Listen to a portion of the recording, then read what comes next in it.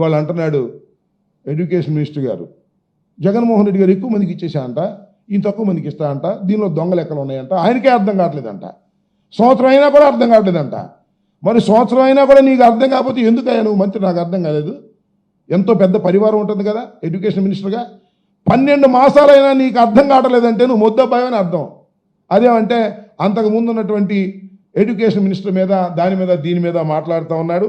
ఇది చాలా దురదృష్టకరమైనటువంటి ప్రయత్నం ఇవాళ చంద్రబాబు నాయుడు గారు అబ్బాయి చేస్తున్నారు. ఇకపోతే సూపర్ 6 పథకాలు ఒక్కొక్కటి చూద్దాం. చంద్రబాబు నాయుడు గారు అన్నీ అయిపోయినాయి, ఎవరు మాట్లాడడానికి వీల్లేదు, ఎవరన్నా మాట్లాడితే వాళ్ళ నాలిక మందం అని కోస్తున్నాడు కదా. ఆడబిడ్డ నిధి పథకం, అయ్యా నువ్వు చెప్పిందేగా, మేమేం అడగలేదుగా, ప్రజలేం అడగలేదుగా. ఆడబిడ్డ నిధి ప్రకారం 18 ఏళ్ళు నిండిన మహిళలు 2.07 కోట్ల మంది ఉన్నారు. ఇందులో 18 నుంచి 59 ఏళ్ల మధ్య వయసు ఉన్నవారు 1.80 కోట్లు మంది ఉన్నారు. వీరికి నెలకు 1,500 రూపాయలు చొప్పునిస్తే 18,000 సంవత్సరానికి ఇవ్వాలి. హామీ ఇచ్చావు, నువ్వు ఇచ్చిన హామీనే. దీని ప్రకారం 32,400 కోట్ల రూపాయలు మొదటి సంవత్సరం ఇవ్వాలి నువ్వు ఆడబిడ్డ నిధి కింద. ఓ నారా చంద్రబాబు నాయుడు గారు, 32,400 కోట్లు ఎగనామం పెట్టావుగా, ఒక సంవత్సరం ఎగనామం పెట్టావు. వాళ్ళు ఇప్పుడు తుస్సు ఏమీ లేదు, ఇంత దీని మాటే లేదు. అదేమంటే మేము అన్ని సూపర్ 6 అమలు చేశాం, ఎవరో మాట్లాడటానికి లేదు, మాట్లాడితే ఊరుకోను అని డప్పాలు కూస్తున్నావు. ఇకపోతే దీపం పథకం అంట, సప్పగా ఆరిపేశారు దీపం పథకాన్ని. దీపం పథకం ప్రకారం చూస్తే లెక్కల ప్రకారం, నేనేమి లెక్కలు లేకుండా రాజకీయంగా ఏదో అవాకులు చవాకులు పేలాలని అనుకోవడం లేదు. 1,59,000 1,59,20,000 గ్యాస్ కనెక్షన్ ఉన్నాయి ఈ రాష్ట్రంలో. 1,59,20,000 గ్యాస్ కనెక్షన్లు ఉన్నాయి. ఒక్కొక్కరికి 3 సిలిండర్లు ఇస్తా అన్నావు. ఒక్కొక్క సిలిండరు 855 రూపాయలు. ఈ 3 సిలిండర్లు ఇస్తే ఎంత ఖర్చు పెట్టలేయా నువ్వు చంద్రబాబు నాయుడు గారు? 4,083.48 కోట్లు అవసరం. కానీ తొలి ఏడాది 865 కోట్లు ఇచ్చావు. మొదటి సంవత్సరం 865 కోట్లు ఇచ్చావు. ఎంత ఇవ్వాలి? 4,083.48 కోట్లు ఇవ్వడానికి బదులు కేవలం ఒక్క సిలిండర్ ఇచ్చి 865 కోట్లు ఇచ్చి దీపం పథకం అయిపోయింది అన్నావు. ఎంత ఎగ్గొట్టావు? 3,218.48 కోట్లు ఎగ్గొట్టావు దీపం పథకం కింద. ఏం చెప్పు దీని సంగతి చంద్రబాబు నాయుడు గారు? ఇవాళ చెప్తున్నావు కదా అన్నీ అయిపోయినాయి, ఎవరు మాట్లాడటానికి వీల్లేదు, సూపర్ 6 అమలు చేసేసాను అని దబాయించే కార్యక్రమం చేస్తున్నావు.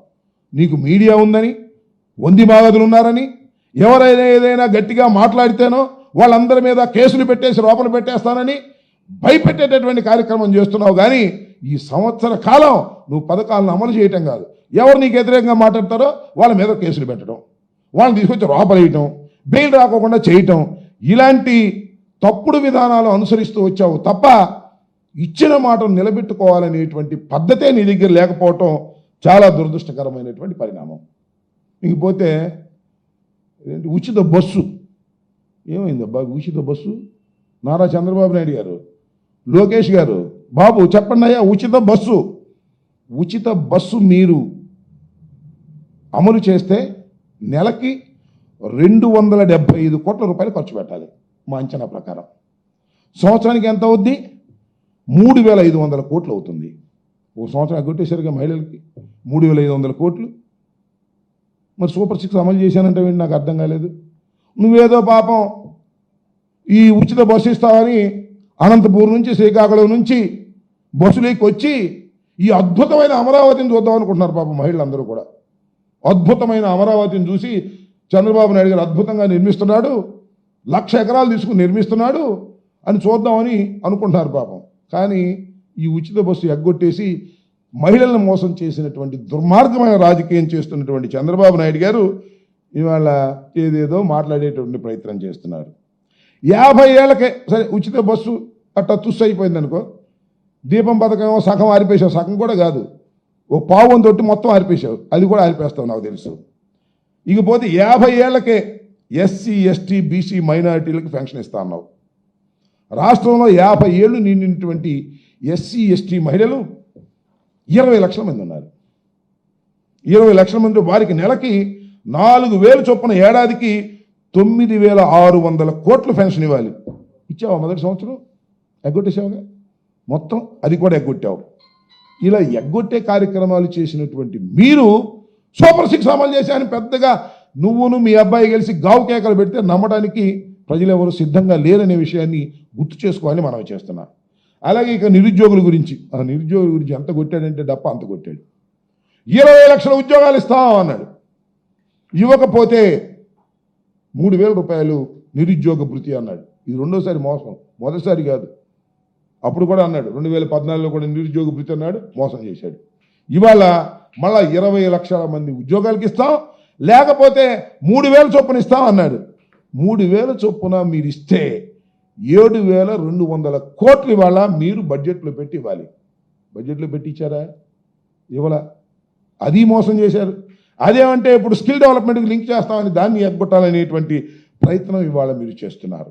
దానితో పాటు ఈ ప్రధానమంత్రి కిసాన్ సమ్మాన్ దానికి సంబంధం లేకుండా రైతులకు 20,000 ఇస్తామన్నాడు ఏడాదికి. రైతులకి ఒక్కొక్కరికి అన్నదాత సుఖీ భవ పేరు బాగుందిగా, తల్లికి వందనంలాగా అన్నదాత సుఖీ భవ 20,000 రూపాయలు ఇస్తామన్నావు. ఏది 20,000 రూపాయలు? ఇవ్వల. మొత్తం ఈ రాష్ట్రంలో 53,58,266 మంది రైతులు ఉన్నారు. వాళ్ళ మొత్తానికి ఏటాకి ఎంత ఇవ్వాలంటే 1,716 కోట్ల రూపాయలు 20,000 చొప్పున చెల్లించాలి. దానికి పంగనామాలు పెట్టేశావు. పంగనామాలు పెట్టేసి అద్భుతం అమోఘం మా పరిపాలన చూడండి మమ్మల్ని చూడండి అని నీకు మీడియా అనుకూలంగా ఉంది ఎక్కువ ఛాన్స్ అని డప్పాలు కొట్టుకునే కార్యక్రమం చేస్తున్నారు. మీరు అన్నీ ఎగ్గొట్టారు. ఏది ఒక్కటి కూడా ఇచ్చినటువంటి హామీని ఒక్కటి కూడా నెరవేర్చరా. సూపర్ 6లో నెరవేర్చడానికి ప్రయత్నం చేస్తున్నాడు. ఇవాళ తల్లికి వందనం, అది కూడా చాలా ప్రెషర్ తర్వాత తల్లికి వందనం చూశారుగా మీరు. రికార్డింగ్ డ్యాన్సుల్లో కూడా పెట్టారు. పాట పాడుతుంటే నీకు 15,000, నీకు 15,000, నీకు 15,000. ఎక్కడికి వెళ్ళినా ఇదే విపరీతమైన ప్రెషర్. చంద్రబాబు నాయుడు గారి ప్రభుత్వం మీద దుర్మార్గం, ఎంత అన్యాయం, ఎంత అక్రమం, ఎంత దారుణం. ఎస్సీ ఎస్టీ అట్రాసిటీ యాక్ట్స్ పెడతారా అంటే బెయిల్ రాకుండా చేయటం కోసం. అది ఇక్కడ మ్యాజిస్ట్రేట్ గారు తీసేశాడు. సుప్రీంకోర్టుకి వెళ్తే సుప్రీంకోర్టు చివాట్లు పెట్టింది. ఒక మోడరేట్ని మీరు ఎలా అరెస్ట్ చేస్తారు? నవ్వితే అరెస్ట్ చేస్తారా? మేము ఆర్గ్యుమెంట్ జరిగేటప్పుడు మేము నవ్వుతాము, నవ్వినంత మాత్రం ఇంటెన్షన్ ఆపాదిస్తారా మీరు? ఇది చాలా తప్పు అని తక్షణమే వదిలిపెట్టమని ఆర్డర్స్ కూడా నిన్న ఇచ్చిన విషయం చెప్పాను. ఇచ్చిన విషయం మీరు చూశారు. అంటే కొమ్మినేని శ్రీనివాస్ గారికి ఏ విధమైన సంబంధం లేదు అని ప్రాథమికంగా supreme court, highest court on the land ఇవాళ చెప్తే ఇవాళ మళ్ళా గుంటూరులో ధర్నా చేస్తారండి మహిళలు. అంటే ఎవరు ఏంటంటే భారతమ్మ గారు క్షమాపణ చెప్పాలంట. అంటే మీకు భారతమ్మ గారి మీద కక్ష, జగన్మోహన్ రెడ్డి గారి మీద కక్ష, చంద్రబాబు నాయుడు గారు లోకేష్ గారు నడిపిస్తున్నారు. బుద్ధి జ్ఞానం ఉందా అని అడుగుతా ఉన్నా. ఒకవైపున సుప్రీంకోర్టు మోడరేటర్కే సంబంధం లేదని చెప్పిన తర్వాత సాక్షికే సంబంధం అని అడుగుతా ఉన్నా.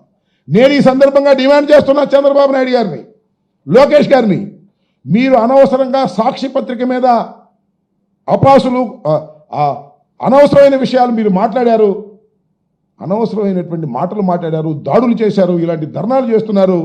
తక్షణమే చంద్రబాబు నాయుడు గారు దీనికి క్షమాపణ చెప్పవలసినటువంటి అవసరం ఉంది. అనవసరంగా సాక్షి మీద విరుచుకుపడేటువంటి కార్యక్రమాలు చేస్తున్నారు. ఇది దుర్మార్గమైంది. మీరు చేసినటువంటి ఈ తప్పుడు విధానాలకి చంద్రబాబు నాయుడు గారు, లోకేష్ గారు క్షమాపణ చెప్పవలసిన అవసరం కూడా ఉంది. కొమ్మినేని శ్రీనివాస్ను అరెస్ట్ చేయడంలో కానీ లేదా సాక్షి మీద దూషణ భూషణలు మాట్లాడటం కానీ సరైనటువంటి విధానం కాదు. చంద్రబాబు నాయుడు గుర్తుపెట్టుకోవాలని కూడా ఈ సందర్భంగా నేను చెప్పదలుచుకున్నాను. మహిళలను నలుగురిని కూర్చోబెట్టి ఆ ఉన్నటువంటి ఎల్లో మీడియాలో భారతమ్మ గారిని, జగన్మోహన్ రెడ్డి గారిని తిట్టించి సమరవిడిపోతున్నారా? మాకు మహిళలు లేరా? మేము తిట్టించలేమా? సభ్యత కాదు, సంస్కారం కాదు, ఒక పద్ధతిగా వ్యవహరించాలని ఈ సందర్భంగా చంద్రబాబు నాయుడు గారిని, లోకేష్ గారిని హెచ్చరిక చేస్తున్నాం. ఏదో రాజధాని మహిళల పేరుతో ఎవరినో తీసుకొచ్చి కూర్చోబెట్టి మీరు ఇష్టం వచ్చినట్టుగా మాట్లాడుతున్నారు. ఇది సరైనటువంటి విధానం కాదని కూడా ఈ సందర్భంగా నేను చెప్పదలుచుకున్నాను.